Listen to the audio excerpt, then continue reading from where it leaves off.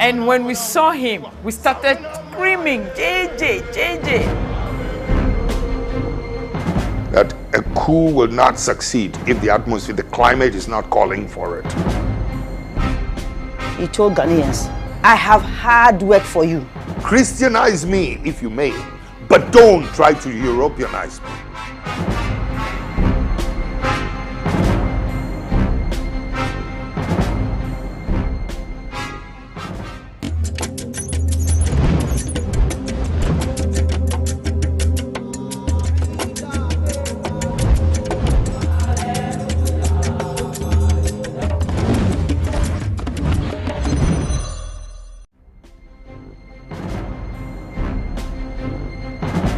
In June 1979, Ghana was at a crossroad. Another military coup was at hand. A young Air Force pilot who a few weeks before had been court-martialed and was awaiting execution was broken out of jail by his colleagues to lead what would be later known as the June 4th Revolution. Little was known of this man who would later be instrumental in changing the future of Ghana forever. His name, JJ Rawlings.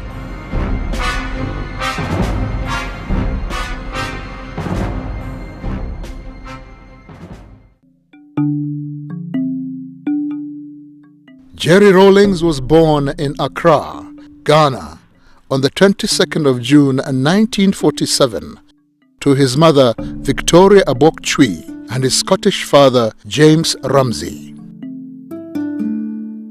He attended Ghana's prestigious Achimota School. An elite school at the time, Achimota was founded on the principle of providing African students with the British model of a public education. The school boasts of an impressive alumni, with Ghana's first president Kwame Nkrumah, Gambia's Sadawada Jawara, and Zimbabwe's president Robert Mugabe, all being former students at different times in the school's history.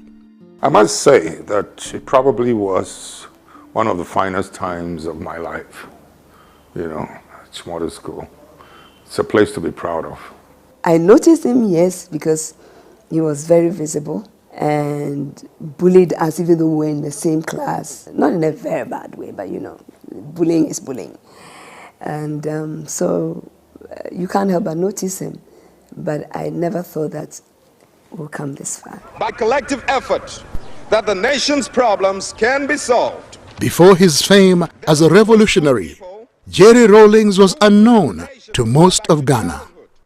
In March 1968, he began his training as a pilot officer.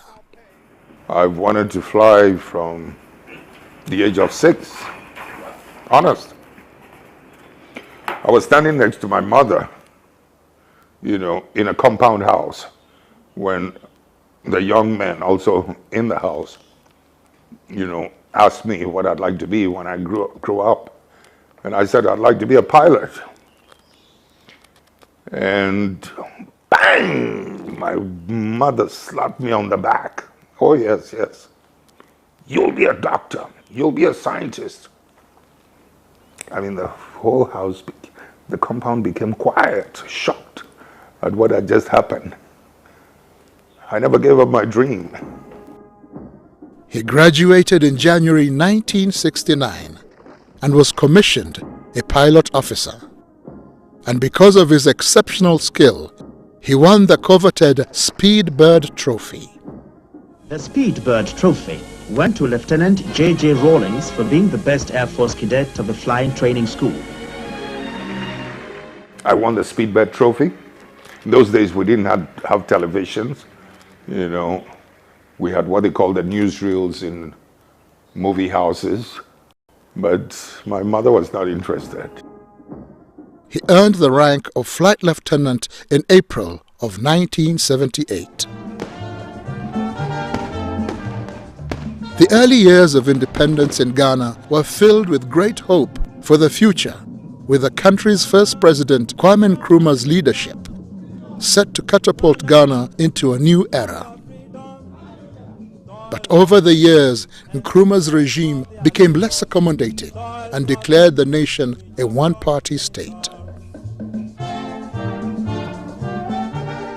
While on a state visit to Vietnam and China in 1966, Nkrumah was deposed from power in a coup.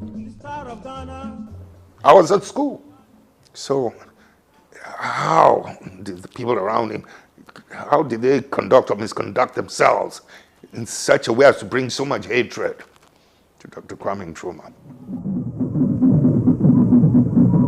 What followed was a period of military coups, failed civilian governments that left the people dissatisfied. Widespread corruption made life difficult for the people of Ghana.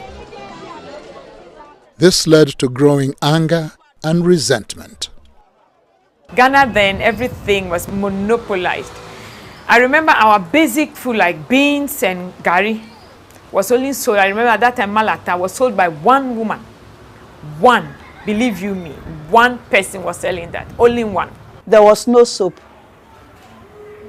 Just bath and soap, there was none. Toothpaste, there was none. Nothing. No food. And we got to know that Ghana was almost just getting to a ground. But the point is that we have set the example. We have shown that we're capable of doing it. JJ Rawlings came into the public eye when on the 28th of May 1979, Rawlings, together with 6 other soldiers, were arrested by the militia for an attempted coup d'etat on the government of General Fred Akufo.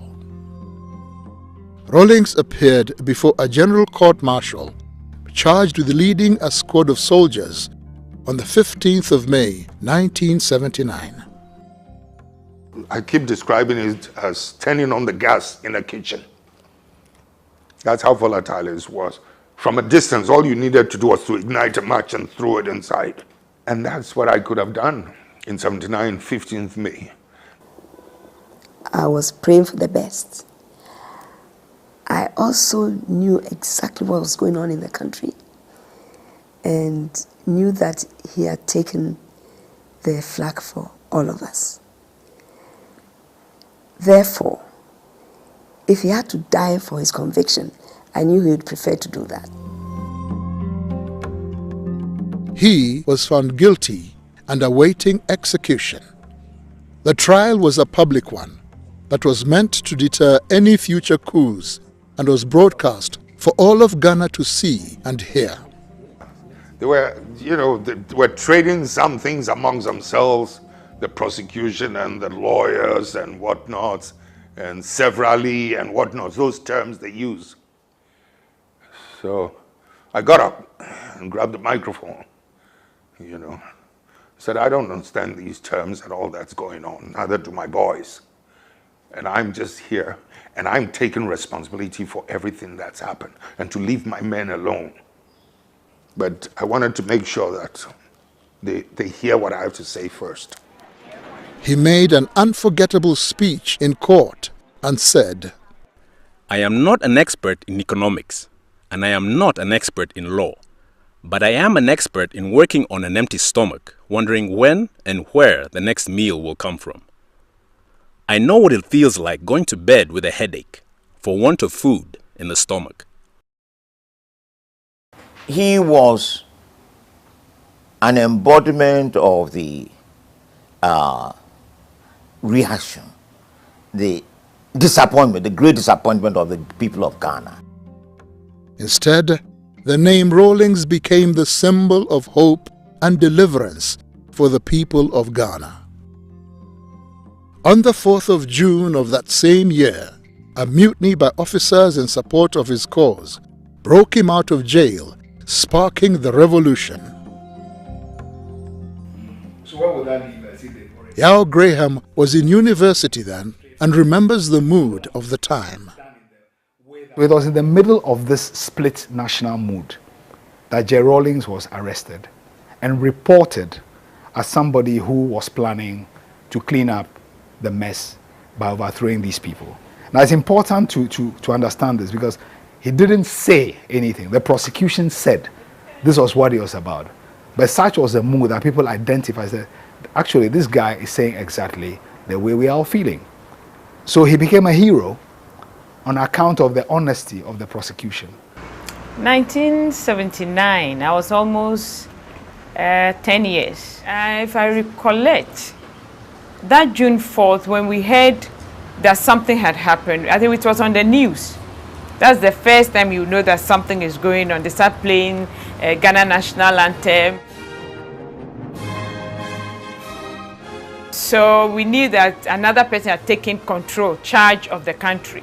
But who, they were not really sure. Some people went and spied and realized that when he alighted from the helicopter, the men picked him up.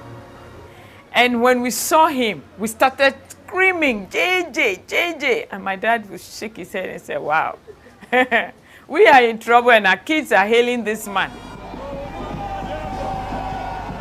When you consider, the difficulties, the shock effect that June 4th should have had on us, should have woken us up.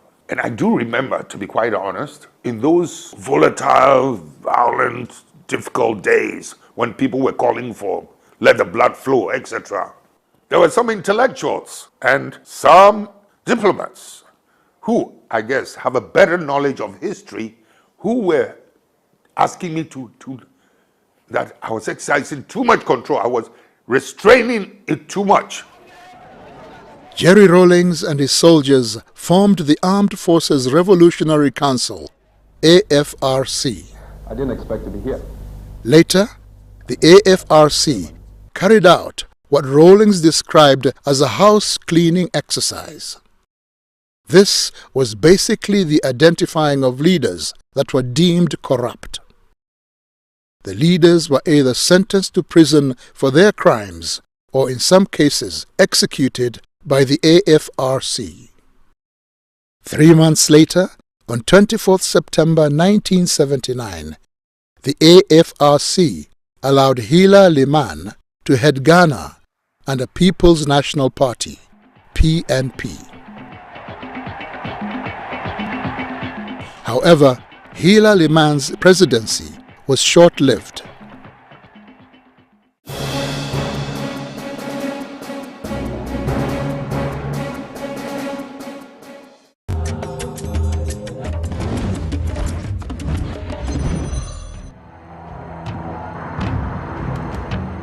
On 31st December 1981, after only 2 years as president, Liman's administration was cut short when Rawlings ousted him in yet another coup, claiming that his government was taking Ghana down a road of economic ruin.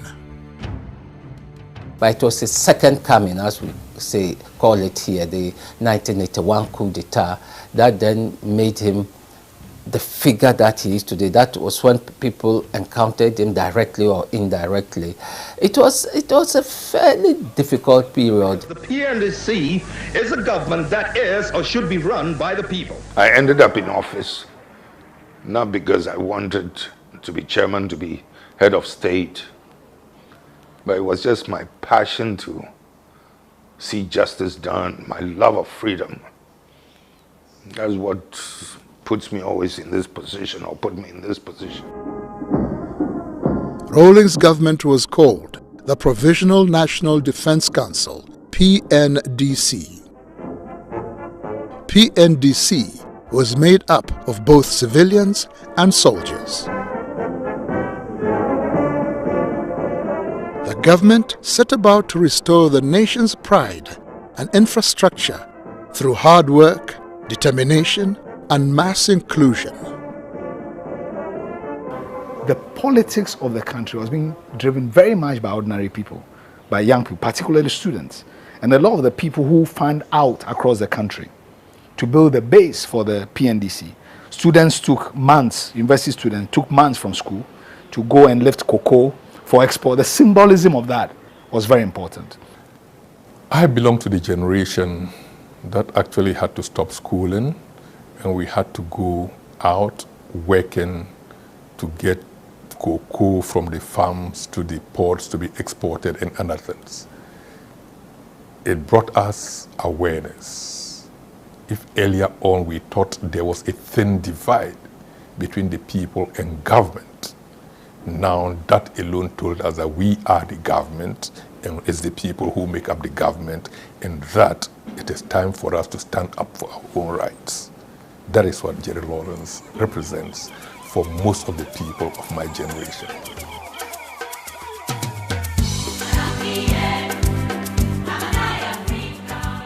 A hands-on leader, Rawlings ensured the rebuilding of Ghana would be shared by all. Soldier and civilian took part, with no task too big or too small.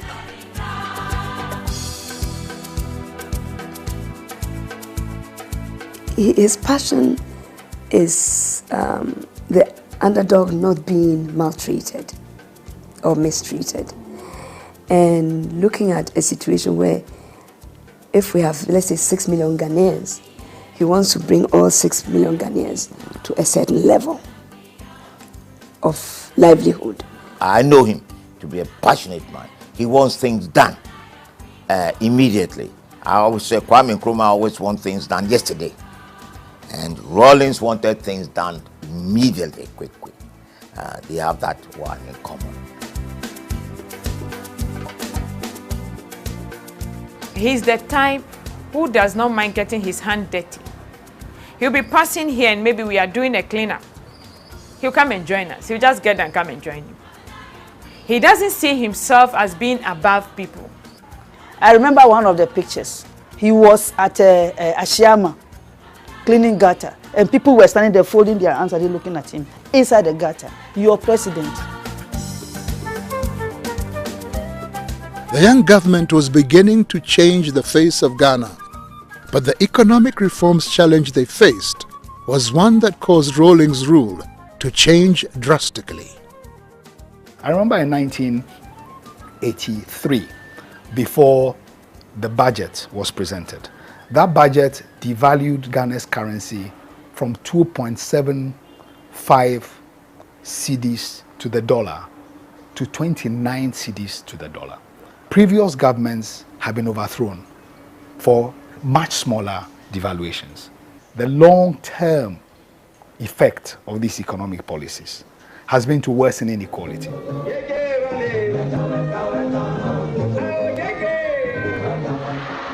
Rawlings' government's response to its critics was to clamp down on opposition. The media in particular was hit hard. Haruna Atta, a journalist, shares his experience. Those were what one would describe as the bad old days when journalists were under siege, sort of. At that time, he was very much seen as the dictator, like the quintessential African dictator.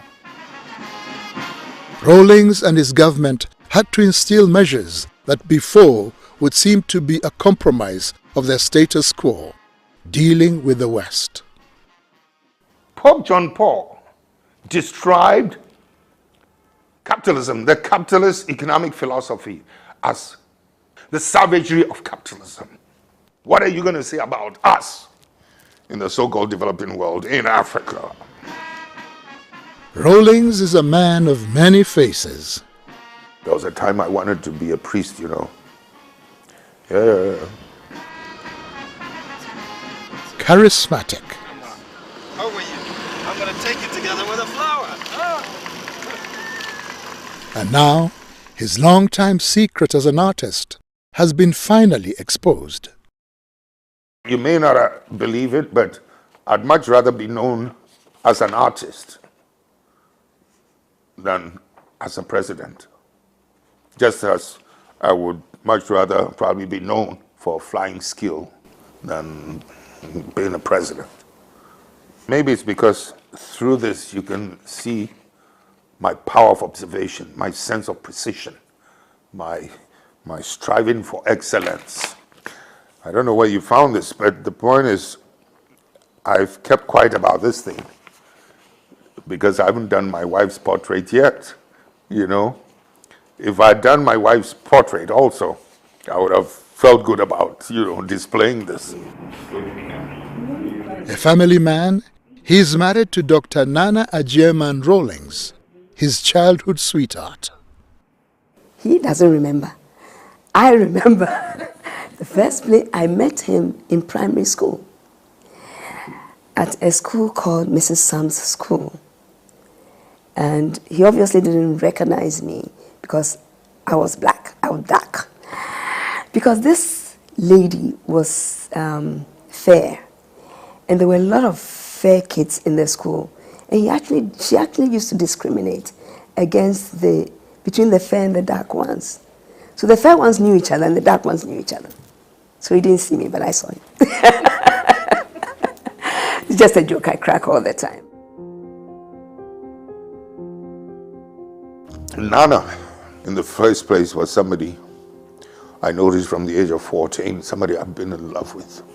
It wasn't until about 5-6 years later that she would even allow me to hold her hands, type of thing. Oh, it took a long time. Together, they have 4 children: Ezanata, Amina, Ya Asentwa, and the only son, Kimathi Rawlings. As if to protect them, Rawlings, being in the center stage of politics, created a deliberate wedge between his children and himself. In the event that his life would be taken, his children would be able to cope in his absence.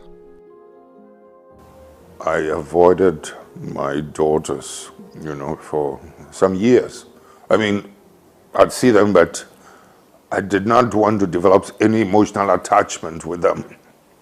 I mean, I longed for it. I wanted to hug them and things like that, but I was afraid if we developed that emotional attachment and something happened, I wasn't too sure how they would be able to cope or handle it. And that's why I kept that distance, you see what I mean? Deliberately, because of the reason I just gave. There was not a good balance in terms of family and work. So I had to be mother and father to them almost throughout their life till they were adults. Yeah. It wasn't easy.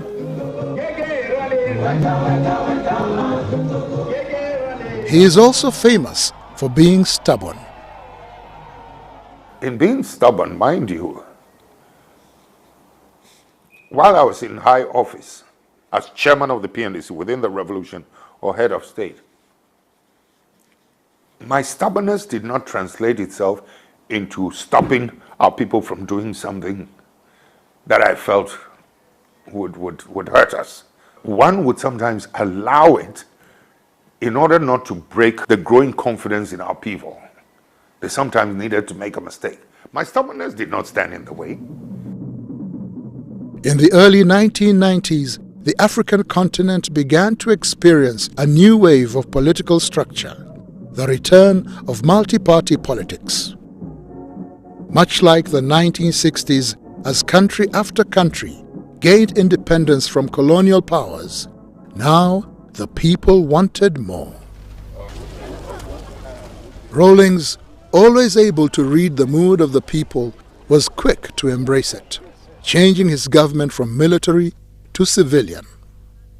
He did not fight against it, but he did say that though he personally did not believe in multi-party politics, but if that's what Ghanaians want, they would have it. So the constitution was written, and from 1992 to the present, we've had one of the most stable democracies in Africa.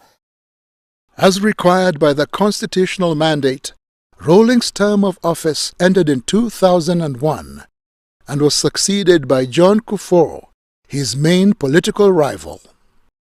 People like to make all kinds of claims about Rawlings, that he didn't want to hand over. Absolute rubbish. I will use this occasion to tell them something that they never imagined. Had we, any one of us, dared to suggest that we're going to stay on for one more day, we would have lost the complete support of the masses. Jerry Rawlings is not your typical serious military man. he can also humor a crowd. My colleague, ministers of state, honorable lecturers of the various faculties, your excellencies, distinguished ladies and gentlemen. I think I prefer the lady. I prefer the lady.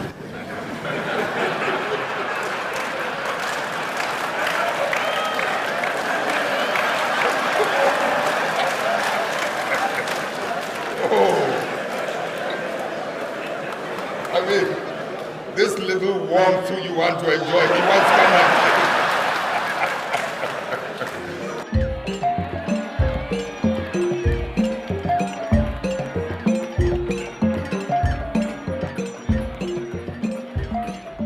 While he was president, Rawlings was able to use a grant of $50,000 from the Hunger Project cash prize he had won as seed money to sponsor the establishment of the University of Development Studies, a state-owned university, the first of its kind in the northern region of Ghana. Before UDS was cited, people who attained higher education, most of them had to travel for 2 days in order to get to school. That tells you how desperate it was for people in the north to get educated. In 2010, Jerry Rawlings was named the African Union envoy to Somalia. I believe the African Union has every reason to feel proud. This is one political and military exercise that we've taken up almost on our own and won for the good of that country, for the good of all of us. During his time as envoy, Somalia, as well as other parts of Northeast Africa, experienced a catastrophic famine that the world called an emergency. Jerry Rawlings was on the ground to see the results of the famine and was deeply moved at the sorry state of the mothers and children he met. In an interview with CNN, Rawlings shared his distressful experience. When you look at the resilience, the fortitude, the strength in these mothers, you know, holding onto these feeble, fragile children, as sorry as you feel for them, you cannot help but also admire, you know, their sense of courage and determination. I mean, let's do what we can. You're clearly moved by what you saw.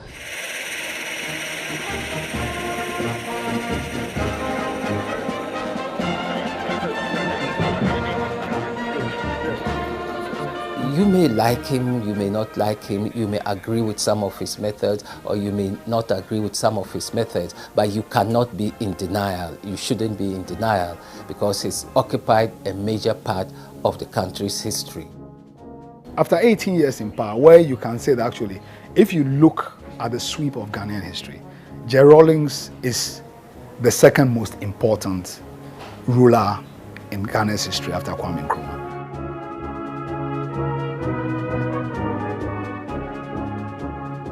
Nelson Mandela once said, "When a man has done what he considers to be his duty to his people and his country, he can rest in peace." This, perhaps, is the case of the boy who had a dream to fly, and to fly he did, but he also became president. John Jerry Rawlings, the man who came, saw, and conquered.